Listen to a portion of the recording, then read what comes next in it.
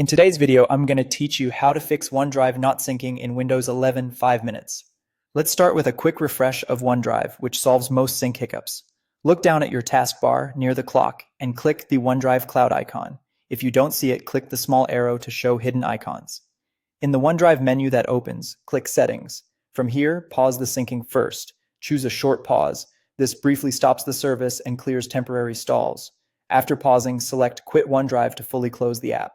Don't worry, this doesn't remove your files, it simply shuts down the background process so we can relaunch it cleanly. Next, open File Explorer. In the left sidebar, click your OneDrive folder. If OneDrive is fully closed, you should see an option or prompt to start OneDrive.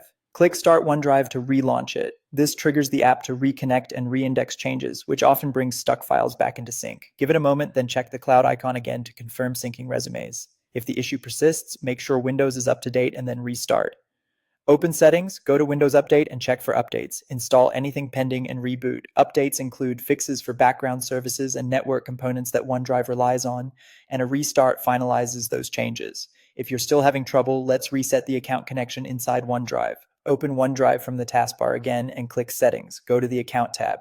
Here, choose Unlink this PC. This disconnects your computer from your OneDrive account without deleting files stored in the cloud. After unlinking, reopen OneDrive and sign in again to reestablish the connection. During sign-in, confirm the OneDrive folder location and select the folders you want to sync.